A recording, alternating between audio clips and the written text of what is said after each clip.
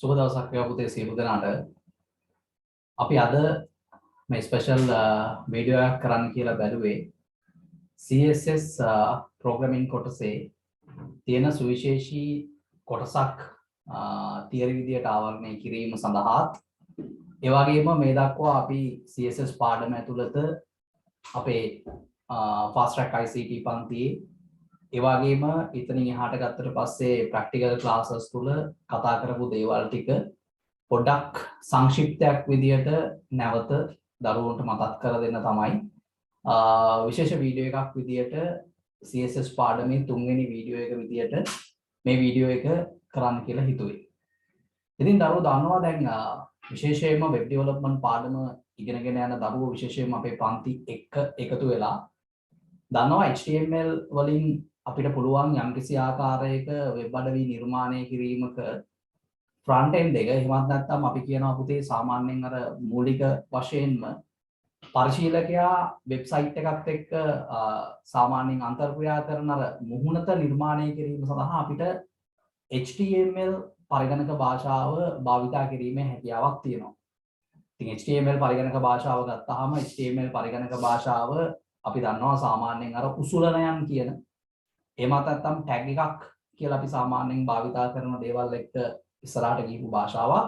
එතකොට HTML පරිගණක භාෂාව කියන එක ගත්තාම දරුවෝ දන්නවා සාමාන්‍යයෙන් සම්පූර්ණ මුළු HTML පරිගණක භාෂාව තුලම අපිට දකින්න ලැබෙන්නේ ඔන්න ඔය උසුලනයන් එහෙමත් නැත්නම් ටැග්ස් කියන දේ. උදාහරණයක් විදියට ගත්තොත් ඔයාලා දන්නවා සාමාන්‍යයෙන් HTML වල මෙන්න මේ විදියට අපිට ටැග්ස් පාවිච්චි කිරීමේ හැකියාවක් තියෙනවා. එතකොට මේ විවිධාකාර ටැග් වලින් HTML ඒ කෝඩ් එක ඇතුලේ අපිට විවිධ දේවල් කිරීමේ හැකියාවක් ලැබෙනවා. ඉතින් මේ කොටස් අපි සාකච්ඡා කරලා අවසන් කළා. CSS පාඩමට එනකොට A-level විෂය නිර්දේශයේත් ඒ වගේම සාමාන්‍ය CSS අධ්‍යයනය කරන කෙනෙකුත් දන්න දෙයක් තමයි අපි මෙන්න මේ HTML වලින් හදාගන්න හරි වෙබ්සයිට් එක එහෙමත් නැත්නම් වෙබ් පේජ් එක අලංකරණ කටයුතු සඳහා අපි සාමාන්‍යයෙන් layout එක කියලා කියන්නේ.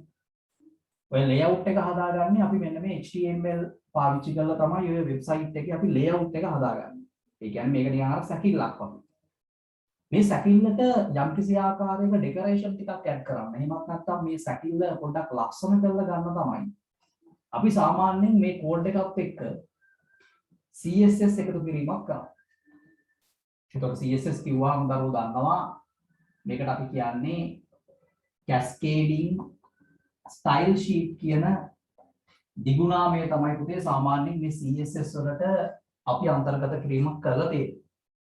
එතකොට CSS භාවිතා කිරීමේ මූලිකම අරමුණ වෙන්නේ වෙබ්සයිට් එක විශේෂයෙන්ම මෙන්න මේ HTML වලින් අපි හදාගන්න සැකිල්ල.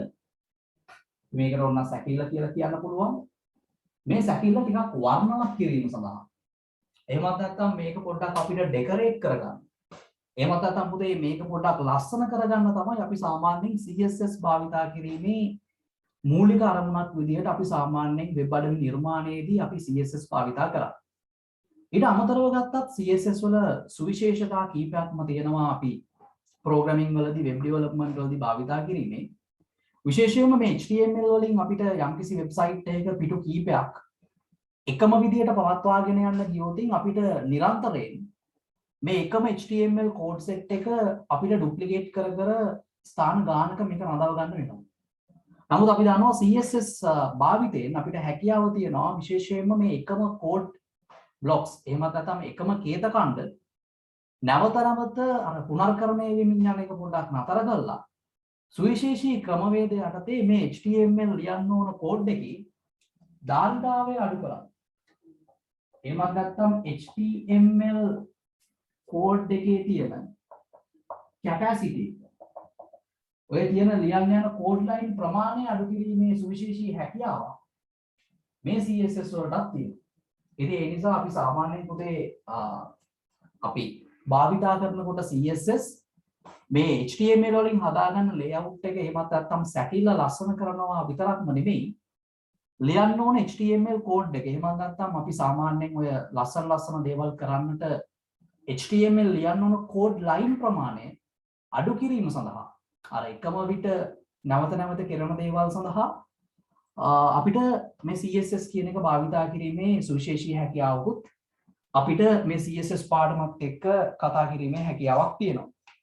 ඊට අමතරව ගත්තොත් විශේෂයෙන්ම ඔය කිව්ව මූලිකම කාරණා දෙක අලංකාරවත් විදියට එහෙමත් නැත්නම් අපි කියනවා සිත අද ගන්න අසුළු විදියට මෙන්න මේ වෙබ්සයිට් එකට අදාළ ඩෙකරේෂන් ටික දැමීමත් ඒ වගේම මේ ලියන්න ඕන HTML කෝඩ් එකේ ලියන්න ඕන කෝඩ් ලයින් ප්‍රමාණය හරි කෝඩ් ලයින් ගාන අඩු කර ගැනීම සඳහා අපිට මේ CSS කියන එක සුවිශේෂී උදව්වක් අපිට ලබා දෙනවා. ඉතින් මේ කොටස් අපි තියරි කරනකොට විශේෂයෙන්ම fast track ICT පන්තියේ ප්‍රැක්ටිකල් සෙෂන්ස් ඇතුලේ මේවා දීර්ඝ වශයෙන් හේතුත් එක්ක සාකච්ඡා කරපු දේවල්. නමුත් පාඩමට යම් ප්‍රවිෂ්ටයක් ගන්න ඕන නිසා මම චුට්ටක් මේ දේවල් ටික මතක් කිරීමක් කරේ.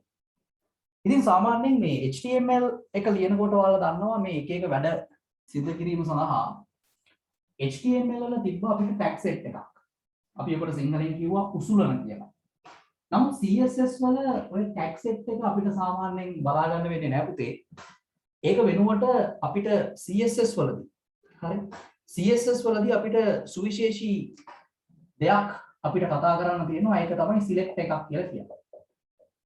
සාමාන්‍යයෙන් ඕනම select එකක් ලියන පොදු විදිය මම චුට්ටක් ඉස්සෙල්ලා ලියන්නම්. මේකට අපිට කියන්න පුළුවන් ඕනනම් CSS select එක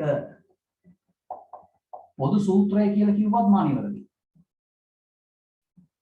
මොන විදියට තමයි අපි සාමාන්‍යයෙන් CSS වල දැන් HTML වලදී අපි tag ලියනවා වගේ CSS වල එහෙමත් නැත්නම් අපි CSS කෝඩ් එකක් ගත්තාම අපිට දකින්න ලැබෙන්නේ selectors.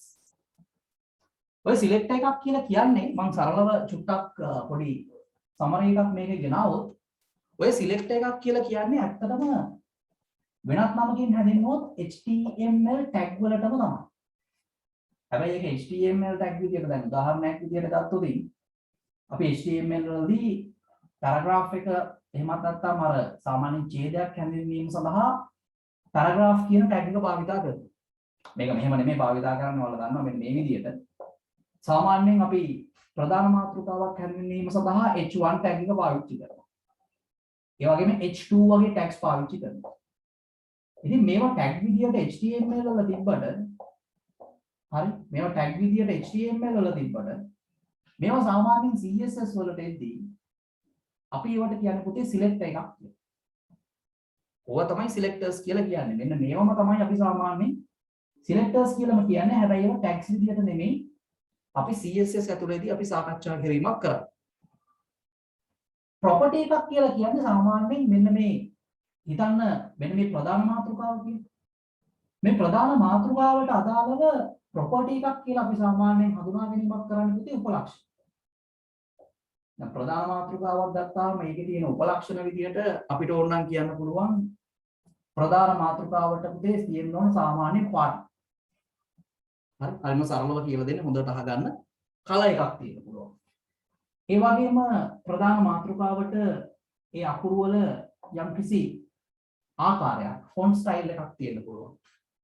ඊට පස්සේ ගත්තාම ඒ ප්‍රධාන මාතෘකාව අපිට කොයි පැත්තටද align වෙලා ඉන්නේ. ඒ කියන්නේ සාමාන්‍යයෙන් screen එකක් ගත්තොත් වම් පැත්තේද තියෙන්නේ, මැදද තියෙන්නේ, එහෙමත් නැත්නම් දකුණු පැත්තේද තියෙන්නේ කියන කාරණේ. ඒ කියන්නේ සරලව ගත්තොත් ස්ථානගත වීම. කොහොමද තියෙන්නේ කියන උපලක්ෂණයක් අපිට කියන්න පුළුවන්. ඒ වගේම අපි හිතමු මේ ප්‍රධාන මාතෘකාවේ අපිට දාන්න ඕන ඒ අකුරු වල ප්‍රමාණයක් තියෙන්න පුළුවන්. ওই වගේ සාමාන්‍යයෙන් මෙන්න මේ select එකක් ගත්තොත් ඔය select එක තවදුරටත් විස්තර කිරීම සඳහා එහෙමත් නැත්නම් ඒ select එකට අපිට වෙනස්කම් කිරීම සඳහා එක select එකක් සම්බන්ධයෙන් ඕනෑතරම් උපලක්ෂණ තියෙනවා. මේ උපලක්ෂණ තමයි මෙන්න මෙතන property එක විදියට අපි සාමාන්‍යයෙන් CSS වලදී අන්තර්ගත කිරීමක් කරන්නේ. ඊට අදාළව ඔයාලා දන්නවා ඉතින් දැන් මේ property එකක් තියෙනවා නම් මේ property එකට අදාළව එයාගේ අගයක් තියෙනවා. ඔය අගය තමයි මෙන්න මෙතෙන්ට අපි දාන්නේ සාමාන්‍යයෙන්. එතකොට උදාහරණයක් විදියට color එකක් ගත්තොත් ඔයාලා දන්නවා CSS වලදී වෙන්න පුළුවන් HTML වලදී වෙන්න පුළුවන් අපිට colors කොයි විදියට දාන්න පුළුවන්. එහෙම නැත්නම් සාමාන්‍යයෙන් තවත් වෙලාවක color එකක් අපිට දාන්න පුළුවන් 16 පාදයේ සංඛ්‍යාවක් විදියට. මේවා සම්පූර්ණයෙන් අපි අපේ ක්ලාස් තුල හේතුත් එක්ක සාකච්ඡා කරලා තියෙනවා. ඊට අමතරව සාමාන්‍යයෙන් RGB අගයක් විදිහට අපිට කල එකක් එකතු කිරීමේ හැකියාවක් තියෙනවා. ඉතින් ඒ නිසා ඔය ක්‍රම තුනටම අපිට කල එකක් දෙන්න හැකියාවක් තියෙනවා. ඊට අමතරව ගත්තොත් සාමාන්‍යයෙන් ෆොන්ට් ස්ටයිල් එකක් විදිහට ගත්තොත් ඔයාලා දන්නවා ඉටලික් වගේ අගයක් අපිට දෙන්න හැකියාව තියෙනවා. සාමාන්‍යයෙන් අලයින්මන්ට් එකක් කියලා ගත්තොත් නම් පුතේ ගොඩාක් වෙලාවට එක්කෝ ඒ අලයින්මන්ට් එක වම් පැත්තේ අලයින්මන්ට් එකක් වේවි. එහෙමත් නැත්නම් මේක මැදට වන අලයින්මන්ට් එකක් වෙන්න පුළුවන්. එහෙමත් නැත්නම් ඒක දකුණු පැත්තට සිදුවන අලයින්මන්ට් එකක් වෙන්නත් පුළුවන්. ඔය වගේ අගයන් ගන්න හැකියාවක් තියෙනවා. ෆොන්ට් සයිස් එකක් ගත්තොත් සාමාන්‍යයෙන් අපි දන්නවා විශේෂයෙන්ම වෙබ් ඩෙවලොප්මන්ට් වලදී අපි සාමාන්‍යයෙන් සයිස් එකක් පෙන්වන්නේ පික්සල් වලින්. 20යි පික්සල් 10යි පික්සල් ওই විදිහට අපිට අගයන් ලබා දීමේ හැකියාවක් තියෙනවා ෆොන්ට් සයිස් එක විදිහට. ඉතින් මේ විදිහට මම සාමාන්‍යයෙන් මේ නිකන් උදාහරණ හතරක් ප්‍රොපර්ටිස් හතරක් සහ ඒ ප්‍රොපර්ටිස් වලට එන්න පුළුවන් සාමාන්‍යයෙන් ප්‍රසිද්ධ අගයන් ටිකක් මෙතන දාලා පෙන්නුවේ. මේ සිලෙක්ට් එකක් ලියන එක තමයි සාමාන්‍යයෙන් අපි CSS වලදී කරන්නේ. ඕක තමයි සරලම කතාව. ඒතකොට CSS තේරුම් ගන්නවා කියලා කියන්නේ එහෙමත් නැත්නම් CSS කෝඩ් කරන්න ප්‍රැක්ටිස් කරනවා කියලා කියන්නේ මෙන්න මේ common structure එක. එහෙම නැත්නම් මෙන්න මේ common දේ මුලින්ම තේරුම් ගන්න. දැන් උදාහරණයක් විදියට මම මේ විස්තර කරපු දේ තවදුරටත් පුතාලට තේරෙන්න මම ලියන්නම් මෙන්න මේ වගේ සිලෙක්ට් එකක්. මම ගන්නවා පැරග්‍රාෆ් එකකට. පැරග්‍රාෆ් එකක අකුරු ටික මම ලියන්න යන අකුරු ටික මට රතු පාටින් එන්න ඕන කියලා හිතන්න. මේ සින්ටැක්ස් එක මේ විදිහටම ලියන්න ඕන. ඒ කියන්නේ මේ අදාළ අගයෙන් පස්සේ සෙමිකෝලන් එකක් එන්න ඕන. අගය සහ ප්‍රොපර්ටි එක වෙන් කිරීම සඳහා මෙතන කෝලන් එකක් එන්න ඕන. ඊට අමතරව මෙන්න මෙතන සිලෙක්ට් එක පෙන්වුම් කරලා තියෙනවා. දැන් මෙහෙම සාමාන්‍යයෙන් කෝඩ් එකක් ලියුවොත් මේකෙන් කියන්නේ මේ අදාළ ලියලා තියෙන සම්පූර්ණ ඒ වෙබ් පේජ් එක ඇතුලේ පැරග්‍රාෆ් විදියට තියෙන එහෙමත් නැත්නම් ඡේද විදියට තියෙන ඒවායේ සියලු ඡේදවල අකුරු රතු පාටින් print වෙන්න ඕන කියන කාරණේ. ඉතින් මේක හරිම ලේසියි. මොකද නැත්තම් දැන් HTML වලින් වගේ ඕක කරන්න ගියොත් ඔයාට පැරග්‍රාෆ් ලියන හැම තැනම ඕකේ ෆොන්ට් කලර් එක එහෙමත් නැත්නම් ඒ අකුරු වල පාට රතු පාට කිය හැමතැනම දාගෙන යන්න වෙනවා. ඉතින් මෙතනදී ඔයාට හැකියාවක් තියෙනවා CSS select එකක් ලියලා මේ වෙබ් පේජ් එක ඇතුලේ පැරග්‍රාෆ් තියෙන්නේ කොහෙද? ඒ සියලු පැරග්‍රාෆ් වල අකුරු රතු පාටින් දෙන්න කියලා ඔයාට දාලා තියන්න පුළුවන්. මේ කෝඩ් එක සමහර තැන්වලදී විශේෂයෙන්ම MCQ වලදී එහෙම පුතේ මේ විදිහට එන්නත් පුළුවන්. P ගහලා ඔය විදිහට යටින් මේ විදිහට දීලා දෙන්නත් පුළුවන්. කිසි ගැටලුවක් නැහැ. මේක නිකන් චූටි විහිළුවාලීමක් විදිහට ලිවීමක් පමණයි මේ කරලා තියෙන්නේ. ඉතින් ඔන්න ඔය කියන ආකාර දෙකටම අපිට සිලෙක්ට් එකක් සාමාන්‍ය තත්ත්වයටදී පෙන්වුම් කිරීමේ හැකියාවක් තියෙනවා. ඉතින් මම හිතනවා සාමාන්‍යයෙන් සරලව තේරෙන්න ඕන සිලෙක්ට් එකක් ලියන්නේ කොහොමද කියන එක. සාමාන්‍යයෙන් දැන් මේ වගේ කීපයක් අපිට එකතු කරලා සිලෙක්ට් එකක් ලියන්න පුළුවන්. මම ඕනනම් උදාහරණයක් විදිහට ඒක ලියලා පෙන්නන්නම්. මේ වීඩියෝ එක යන අතරතුර ඔයාලට යම් කිසි ආකාරයක සමරි එකක් හදා ගන්න අවශ්‍යයිට හරි. ඒ සමරි එක හදා ගැනීමේ හැකියාව තියෙනවා. ඒ නිසා තමයි මම සාමාන්‍යයෙන් ටිකක් බෝඩ් එකේ හොඳට මේ කෝඩින්ග්ස් එහෙම පේන්න සටහන් කිරීමක් කරා. දැන් උදාහරණයක් විදිහට යම් කිසි ආකාරයක පැරග්‍රාෆ් එකකට අපිට අවශ්‍යතාවයක් තියෙනවා නම් පුතේ එයාගේ අකුරු ටික හරි නිල් පාටින් පෙන්නලා ඊට අමතරව එයාගේ අකුරු ටික එන්න ඕන ස්ටයිල් එක ඉටලික් කරලා තියන්න. අර පොඩ්ඩක් අර ඇලවෙන විදිහට ලියලා තියන්න. ඔයාට මේ වගේ ඔයාට කරගන්න ඕන වෙනස්කම් ටික, ඔයාට කරගන්න ඕන ඩෙකරේෂන්ස් ටික ඔයාට තියෙන්නේ මෙන්න මේ සංගල වරහන් දෙක ඇතුලේ අදාළ සිලෙක්ට් එකත් එක්ක යෙදීම පමණයි. මෙතන දෙක නෙමෙයි. ඔයාට ඕන තරම් මෙතනදී මෙතෙන්ට අදාළව යාගේ උපලක්ෂණයක් ඒ වගේම ඒ උපලක්ෂණයට අදාළ අගයක් මෙන්න මෙතෙන්ට වන පරිදි ඔයාට ඕනෑ තරම් CSS select එකක් ලියන්න හැකියාව තියෙනවා. දැන් උදාහරණයක් විදිහට ගත්තොත් මේ ලියලා තියෙන select එක දිහා බැලුවොත් මේ ලියලා තියෙන select එකෙන් කියන්නේ ඔයාගේ කෝඩ් එක ඇතුලේ එහෙම නැත්නම් ඔයාගේ වෙබ්සයිට් එකේ ඔයාගේ වෙබ් පේජ් එක ඇතුලේ තියෙන ඔක්කොම පැරග්‍රාෆ් වල අකුරු ටික නිල් පාටින් එන්න ඕන. ඒ වගේම ඒ අකුරු වල ස්ටයිල් එක ඉටලික් වෙලා තියෙන්න ඕන. ඒ කියන්නේ කිසිම පැරග්‍රාෆ් එකක් තියෙන්න බෑ. සාමාන්‍ය විදියට අකුරුත් එක්ක. ඔක්කොම පැරග්‍රාෆ් වල ඉටලික් වලින් තමයි සාමාන්‍යයෙන් අකුරු ටික පෙන්වන්නේ කියන කාරණේ. ඉතින් මේ විදියට ඔයාලට හැකියාවක් තියෙනවා ඕනම සිලෙක්ට් එකක්. හරි. ඕනම සිලෙක්ට් එකකට ඩෙකරේෂන්ස් එහෙමත් නැත්නම් ඔයාලට චේන්ජස් දාගන්න හැකියාවක් තියෙනවා මෙන්න මේ විදියට අපේ සම්මත ක්‍රමවේදයන් උපයෝගී කරගෙන. ඊට අමතරව ගත්තොත් අපිට ඕන නම් මෙන්න මේ එකම සෙට් එක සිලෙක්ටර්ස් කීපයකට කරන්නත් ඔයාලට හැකියාව තියෙනවා. දැන් උදාහරණයක් විදියට ඔයාලට ඕන කියලා හිතන්න පැරග්‍රාෆ් එකටයි ප්‍රධාන මාතෘකාවකටයි තව තියෙන ඊළඟ මාතෘකාවටයි යන ඔක්කොටම එයාගේ අකුරු වල පාට රතු පාටින් ලියන්න. ඉතින් ඕක වෙන වෙනම ඔයාට සිලෙක්ටර්ස් තුනක් ලියනවට වඩා ඔයාට හැකියාව තියෙනවා මෙතනදී කමාස් දාලා වෙන් කරලා ඔයාට දෙන්න පුළුවන් ඔයාට මෙන්න මේ ඩෙකරේෂන් එක එහෙමත් නැත්නම් මෙන්න මේ වෙනස ඇප්ලයි වෙන්න ඕන සිලෙක්ට් එක මොකද්ද කියලා. එතනින් මම සරලව කියොත් කියන්නේ මෙන්න මෙතන ඔයාට සිලෙක්ටර්ස් එකකට වඩා දාන්න හැකියාවක් තියෙනවා.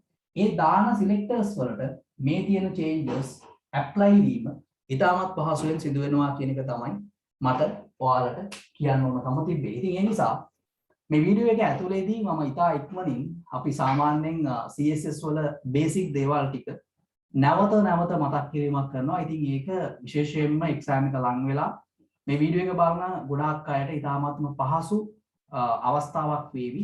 තමන්ගේ වැඩ කටයුතු ටික CSS ටික හරියට ගොඩ දාගන්න. ඊට අමතරව මේ වීඩියෝ එක ඇතුළේදී අනිවාර්යයෙන්ම ඉතාමත්ම වැදගත් කොටසක් වන ක්ලාස් සිලෙක්ටර් ගැනත් මම සාකච්ඡා කරන්න බලාපොරොත්තු වෙනවා ප්‍රැක්ටිකල් සෙෂන් එකක් එක්කම. මොකද ඒ කොටසත් අපිට සිලබස් එකේ කතා කරන්න තියෙනවා සහ වෙබ් ඩෙවලොප්මන්ට් වලදී වැදගත් වෙන කොටසක්. ඉතින් අලුත් කොටසකුත් තියෙනවා කතා කරන්න. ඒ නිසා පොඩ්ඩක් අලුත් කොටසට යන්න කලින් මේ අපි කතා කරලා ඉවර කරපු දේවල් වල පොඩි රීකැප් එකක් තමයි මේ කරගෙන යන්නේ. දැන් එතකොට CSS අපි HTML ෆයිල් එකකට එහෙම නැත්නම් අපේ වැඩකට පාවිච්චි කරන්න ප්‍රධාන ක්‍රම තුනක් තියෙනවා. CSS පාවිච්චි කරන්න පුළුවන් ක්‍රම තුනයි. එකක් තමයි අපිට බාහිර CSS ෆයිල් එකක් විදියට. එහෙමත් නැත්නම් පුතේ external CSS විදියට අපිට CSS පාවිච්චි කරන්න පුළුවන්. ඒ වගේම internal CSS විදියට CSS පාවිච්චි කරන්න පුළුවන්. ඒ වගේම inline CSS විදියටත් අපිට CSS පාවිච්චි කරන්න හැකියාවක් තියෙනවා. මම මේ තුනේ වෙනස සාමාන්‍යයෙන් උදාහරණයක් අරගෙන විස්තර කිරීමක් කරන්නම්. අපි මුලින්ම බලමු CSS අපි පාවිච්චි කරන විදිය external CSS විදිය. external CSS විදියට අපි කොහොමද CSS පාවිච්චි කරන්නේ කියලා. ඔය බාහිර CSS එහෙමත් නැත්නම් external CSS පාවිච්චි කරනවා කියලා කියන්නේ ඇත්තටම අපේ HTML ෆයිල් එකට අපි CSS ඇතුළත් කිරීමක් කරන්නේ නැහැ. පාහිතන්න මේ තියෙන්නේ වාගේ HTML ෆයිල් එකක් නේ. මේක තමයි වාගේ layout එක හදන්න ඕන කෝඩ් ටික තියෙන්නේ. මේ ෆයිල් එකේ කොහෙවත් තැනකට අපි CSS ලං කරන්නේවත් නැහැ. අපි බාහිර ගොනුවක් වෙනම බාහිර ගොනුවක් අපි වෙනම මේන්ටේන් කරනවා. අපි ඕනනම් ඒකේ නම දාගමු format.css කියලා. මොකද පුතාලා දන්නවා සාමාන්‍යයෙන් අර HTML ෆයිල් එකක් නම් එතන මේ HTML ෆයිල් එකේ නම හරි my file කියලා. එයා සේව් කරන්නේ .html කියන ෆෝමැට් එකකින්. එතකොට තමයි කම්පියුටර් එක දන්නේ මේක HTML ෆයිල් එකක් නේ. ඒ වගේම CSS ෆයිල් එක සාමාන්‍යයෙන් දිගුනාමයේ විදියට එහෙමත් නැත්නම් ෆයිල් එක්ස්ටෙන්ෂන් එක විදියට තියෙන CSS. ඒකට CSS වලින් සේව් කරාම කෙනෙක් දන්නවා මේ ලියලා තියෙන්නේ CSS කෝඩ් එකක් කියලා. කම්පියුටර් එක දැනගන්නේ එහෙම. එතකොට සාමාන්‍යයෙන් මේ external CSS එහෙමත් නැත්නම් මේ අපි බාහිර ගොනුවක් විදියට CSS පාවිච්චි කරද්දී අපි HTML ෆයිල් එකට CSS එක කෝඩ් එකක් ලියන්න යන්නේ නැහැ. ඔය selectors HTML ෆයිල් එකේ ලියන්න යන්නේ නැහැ. අපි කරන්නේ වෙනමම CSS ඔක්කොම කමාන්ඩ්ස් ටික අපි ලියනවා පුතේ මෙන්න මේ වෙනම බාහිර ගොනුවක. ඒ බාහිර ගොනුව තමයි මෙතන තියෙන්නේ. හැබැයි මේ බාහිර ගොනුව මෙතන තිබ්බට ඔය බාහිර ගොනුව අපිට අනිවාර්යයෙන්ම ලින්ක් එකක් දාගන්න වෙනවා HTML ෆයිල් එකත් එක්ක. මොකද ඔයාලා දන්නවා වෙබ් ඩෙවලොප්මන්ට් වලදී අපි රන් කරන්නේ HTML ෆයිල්. එයාම අපි කරන්නේ බාහිරව වෙනම ඔය CSS ටික වෙනම තියාගෙන, ඒ කියන්නේ අපේ ඩෙකරේෂන් ටික වෙනම තියාගෙන HTML ෆයිල් එකට මේකේ තියෙන ඩෙකරේෂන් ටික ලින්ක් කරන එක තමයි අපි සාමාන්‍යයෙන් මේ ක්‍රමයේදී කරන්නේ. ඒක කිරීම සඳහා අපිට තියෙන සුවිශේෂී කෝඩ් ලයින් එකක්. ඒ කෝඩ් ලයින් එක පාවිච්චි කරලා අපිට හැකියාව තියෙනවා ඕක ලින්ක් කරගන්න. හරි. ඕක තමයි සරලම කතාව. ඒ කියන්නේ external CSS කියලා කියන්නේ බාහිර CSS කියලා කියන්නේ අපි HTML ෆයිල් එකේ ඇතුලේ CSS selectors මුකුත් ලියන්නේ නැහැ. CSS coding මුකුත් ලියන්නේ නැහැ. අපි ඒ ඔක්කොම ලියන්නේ වෙනම separate file එකක. අපි කරන්නේ separate file එකේ වෙනම ඔය CSS ඔක්කොම commands ටික ලියලා අන්තිමට මේ ෆයිල් එක ලින්ක් කරනවා HTML ෆයිල් එකට. දැන් ප්‍රශ්නයක් තියෙනවා කොහෙටද ඔක ලින්ක් කරන්නේ? ඔක ලින්ක් කරන්නේ පුතේ දැන් සාමාන්‍යයෙන් HTML ෆයිල් එකක අන්තර්ගතය ගත්තොත් ඔයාලා දන්න දෙයක් තමයි HTML ෆයිල් එකක අන්තර්ගතය ගත්තොත් මෙන්න මේ විදියට සාමාන්‍යයෙන් අපිට HTML ෆයිල් එකක කෝඩ් ටික ලියන්න පුළුවන්. හරි. ඊට පස්සේ ඕනනම් මෙතන පොඩි ටයිටල් එකක් තියෙයි. එහෙම ටයිටල් එකක් එනවා. හරි. ඊට පස්සේ head එක මෙහෙම අවසන් වීමක් වෙනවා. මෙතනින් body tag එක පටන් ගන්නවා. මෙතනින් තමයි ඔයාලගේ ඔය කෝඩ් එක ආරම්භ වීම සිදු වෙන්නේ. අන්තිමේ body එක මෙතනින් වැහෙනවා. HTML වැහෙනවා. කොහොමද වෙන්නේ? මෙන්න මේ link එක දාන විදිය අපි සාමාන්‍යයෙන් සනිටුවහන් කිරීමක් කරන්නේ මෙන්න මේ head tag දෙක ඇතුළේ. head tag දෙක ඇතුළේ ඕනනම් title එකට පස්සෙත් පුළුවන්, title එකට කලින් කරක් කමන්නේ. කොහොම හරි ඔය link එක අපි හදන්නේ. මෙන්න මේ link එක හදන්නේ අපි හොඳට මතක තියාගන්න. මෙන්න මේ head tag එක ඇතුළේ. එතකොට ඔය link එක හදනකොට අපි පාවිච්චි කරන්න ඕන කෝඩ් එකක් තියෙනවා. මම මේක මෙන්න මේ විදිහට ලියන්නම්. මෙහෙම අපිට දාන්න පුළුවන් link rel කියලා දාලා අපි link කරන්න යන්නේ style sheet එකක්. හරි. මෙයාගේ type එක අපිට දාන්න පුළුවන්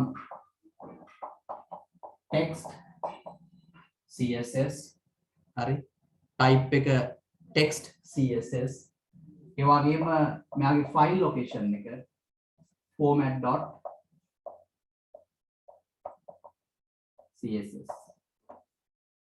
ඕක තමයි සාමාන්‍යයෙන් අපි link එක හදන විදිය. මොකද මේ link එකේදී මේ format.css කියලා කියන්නේ අපිට link කරන්න ඕන CSS file එකේ නම කියන කාරණා. එතකොට මෙන්න මේ විදියට තමයි මෙන්න මේ link rel කියලා ගහලා ඒක style sheet එකක්. මේ තියෙන style sheet එකක් CSS වලින් ලියපු එකක්. type එක මොකද්ද? text වලින් ලියලා තියෙන CSS type එකේ. ඊට පස්සේ ඒ අදාළ ෆයිල් එකේ නම href කියන tag attribute එක ඇතුළට අපි ওই විදියට ලබා දීමක් සිදු කරනවා. ඉතින් එතකොට මෙන්න මේ විදියට තමයි සාමාන්‍යයෙන් මෙන්න මේ format.css කියලා තියෙන separate තියෙන වෙනම තියෙන බාහිර තියෙන CSS ගොනුව HTML ෆයිල් එකට link වෙලා ඒ HTML ෆයිල් එකේ තියෙන changes වලට ඕක apply වෙන්න පටන් ගන්නෙ ඔන්න ඔය දේ උනාට පස්සේ. ඉතින් ඒ නිසා මෙන්න මේක තමයි සාමාන්‍යයෙන් CSS වල බාහිර CSS ගොනුවක් external CSS ගොනුවක් HTML file එකත් එක්ක link කරන ක්‍රමවේදය වෙන්නේ. ඉතින් යම්කිසි දරුවෙක්ට ඒ ගැන යම් අදහසක් මේ දක්වා තිබ්බේ නැත්නම් මම හිතනවා මේ ස්පීඩි විදියට මේ කියලා දෙන ක්‍රමවේදය තුළ මේක ඉදා හොඳින් තේරෙන්නේ නැති. මෙතන අපිට දාන්න තියෙන්නේ ඉතාමත්ම සරලව අපි අමුණන්න යන එහෙම නැත්නම් ලින්ක් කරන්න යන external CSS ගොනුවේ හරි external CSS ගොනුවේ නම තමයි අපි මෙතන href එකේ value එක විදියට මෙතෙන්ට පාස් කරන්න ඕන වෙන්නේ. මේ line එක ගැන චූටි අවබෝධයක් තියාගන්න එක වැදගත් වෙනවා. මොකද සමහර වෙලාවට MCQ එක ඕක එන්න පුළුවන්. ඒ වගේම එනකොට තවත් දෙයක් එන්න පුළුවන්. මේ link rel එක එහෙමත් නැත්නම් මේ external CSS ගොනුව අපි සාමාන්‍යයෙන් ඇතුළත් කිරීම සඳහා HTML වල යොදා ගන්න tag එක මොකද්ද කියලා. ඒතර HTML වල අපි tag එක විදියට ගන්නෙ මේ head tag එක ඇතුලේ තමයි අපි සාමාන්‍යයෙන් බාහිර CSS ගුණුව අමුණා ගැනීමක් කරන්නයි කියන එක ඒ අදහස ඔයාලට තියන්න අවශ්‍ය වෙනවා. දැන් මේකේ සාමාන්‍ය ප්‍රායෝගික උදාහරණයක් අපි ක්ලාස් එකේදී සාකච්ඡා කිරීමක් කරලා තියෙනවා. නමුත් යම්කිසි ආකාරයක පොඩි අවබෝධයක් ලබා ගැනීම සඳහා අපිට ඕනනම් ওই විදියට පොඩි කෝඩ් එකක් ලියන්න පුළුවන්. හරි. යම් අවබෝධයක් ලබා ගැනීම සඳහා අපි ඕනනම් චුටි කෝඩ් එකක් ලියලා බලමු. මොන වගේ එකක්ද අපිට සාමාන්‍ය පුතේ ලියන්න පුළුවන් කියලා. පුළුවන් කෝඩ් එකක් අපි ලියලා බලමු. දැන් අපි හිතමු දැන් ඔය ගත්ත format.css එකේ හරි මම මෙතන ගන්නම් ඔය format.css එක. එතන තමයි ඔය format.css එක තියෙන්නේ. මේක ඕනනම් ඔයාලට notepad එකේ උනත් ලියන්න පුළුවන්. හැබැයි කොහොම ලිව්වත් ඔයාලට සිද්ධ වෙනවා මේක සේව් කරන්න CSS කියලා. මොකද එහෙම සේව් කරේ නැත්නම් එයා දාන්නේ නැහැ ඒක CSS ෆයිල් එකක් කියලා. මම සාමාන්‍යයෙන් මෙතන ලියන්නම් පොඩි select එකක්. paragraph ඔක්කොගෙම color එක මට blue වලින් ඕන. මගේ HTML ෆයිල් එකේ තියෙවි ප්‍රධාන මාතෘකාවක්. එයාගේ මට font style එක italic වලින් ඕන. හරි. ඒ වගේම මගේ එකේ තියෙවි h2 කියලා මාතෘකාවක්. එයාගේ font size එක මට 20 pixel වලින් ඕන වෙයි. ඔය විදිහට selectors ඕනෑ තරමක් ඕනෑ විදිහකට දාගෙන අපිට මේ format.css එක හදාගන්න පුළුවන්. මේක ප්‍රායෝගිකව ඕනනම් ඕන කෙනෙක්ට මේ කෝඩ් එක ගහලා කරලා බලන්නත් පුළුවන් තමන්ගේ කම්පියුටර් එකේ. එතකොට මේක වඩා හොඳින් තේරෙනවා. දැන් ඊට අදාළව අපි සරල HTML ෆයිල් එකක් ලියමු පොඩි එකක්. HTML එකක් ලියනවා. head tag එකක් තියෙනවා. ඔය head tag එක ඇතුලේ අර විදියට මෙන්න මේ ෆයිල් එක අමුණන්න. style sheet එකක් සරලයි. type එක text CSS. ඊට පස්සේ href විදියට මෙන්න මේක දාන්න. ඒක වහන්න. ඊට පස්සේ head tag එක වහනවා. මොකද මේක දෙක අතර තමයි ඔය link එක අපි සාමාන්‍යයෙන් ඔතෙන්ට දාන්නේ. ඔක වහලා ඊට පස්සේ හරි ඊට පස්සේ අපි body එක පටන් ගන්නවා. body එකේ සාමාන්‍යයෙන් h1 කියලා tag එකක් තියෙන්න පුළුවන්. this is a new heading. හරි. h2 දාන්න කලින් මම නිකන් paragraph එකක් දාලා තියන්නම්. this is a demo paragraph වගේ පොඩි වචනයක් දාලා තියෙනවා. HTML පාඩම හොඳට කරගත්ත අය ක්ලාස් එකට ඇවිල්ලා fast track ICT එකට ඇවිල්ලා මේවා ඉතාමත්ම සරල දේවල්. second heading වගේ එකක් දානවා. h2 වහනවා. body එක වහනවා. ඔන්න HTML එකක් වහනවා. දැන් ඕක තමයි කතන්දර. හරි. දැන් ඩෙමෝ කෝඩ් එකක් ඕන කෙනෙක්ට ඕනනම් මේ කෝඩ් එක ගහලා මෙයාත් මොකක් හරි HTML ෆයිල් එකක් විදියට ලියලා රන් කරලා බලන්න පුළුවන්. තමගේ අවශ්‍යතාවය තමයි මෙන්න මේ format.css කියන එක ලින්ක් කරන්න මෙන්න මේ ෆයිල් එකට. මේ ෆයිල් එකට මම ලින්ක් කරලා තියෙනවා අන්නර කියන head tag දෙක ඇතුලේ link rel කියලා දාලා මේක link කරලා තියෙනවා.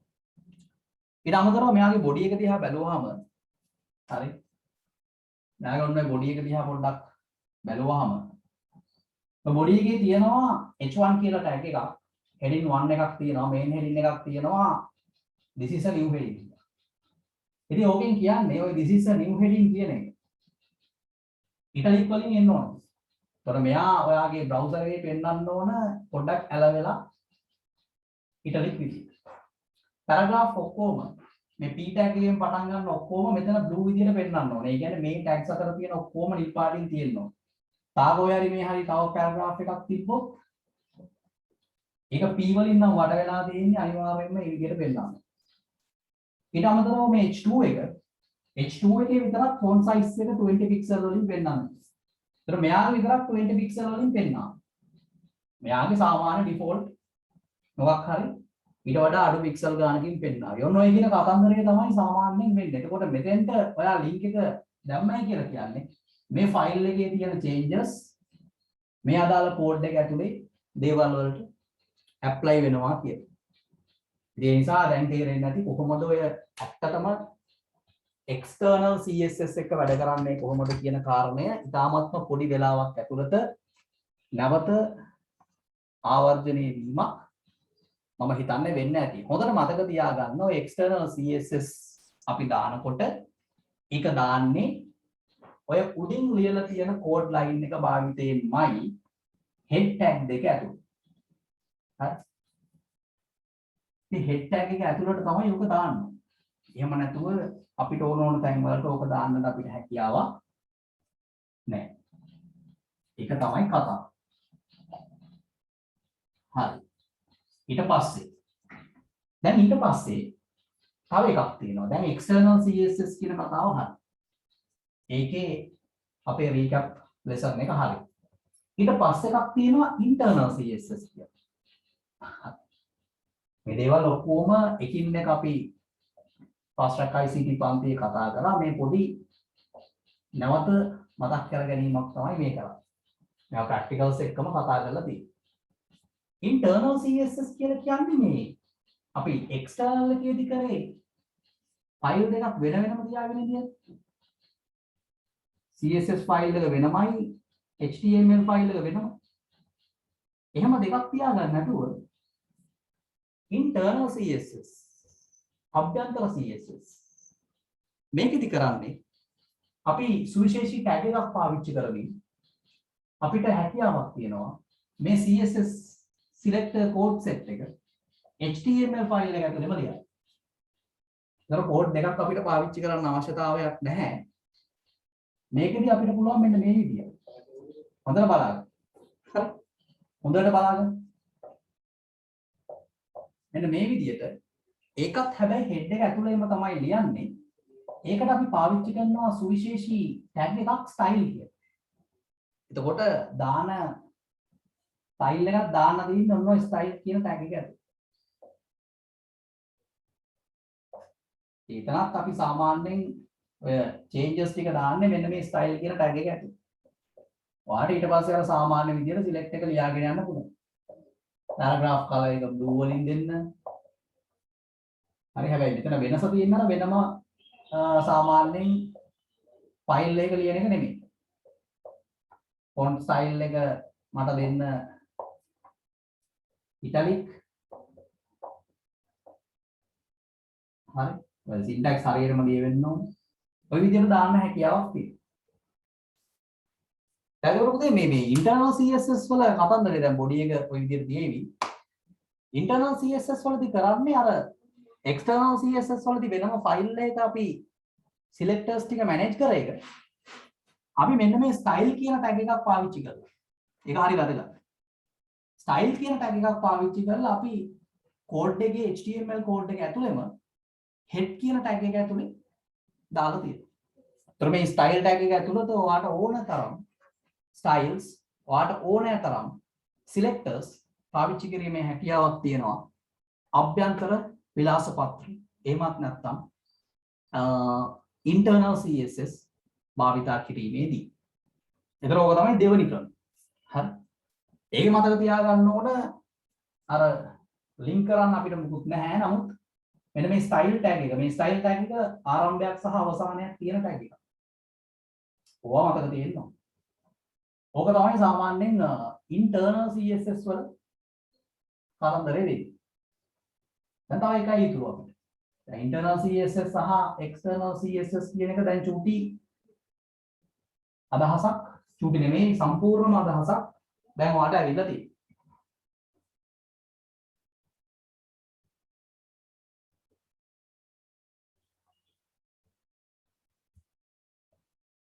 ඊට පස්සේ තුන්වෙනි එක විදියට අපිට අන්තිම එක විදියට කතා කරන්න තියෙන්නේ inline CSS. මේ inline CSS එකක් කියලා කියන්නේ සාමාන්‍යයෙන් මේ අපි ලියන HTML code line එකේ දැන් ඔයාලා දැක්ක මේ external CSS එකේදී වෙනම පාවිච්චි වුණා. ඒකෙන් internal CSS එකට එනකොට HTML file එක විතරයි තිබ්බේ.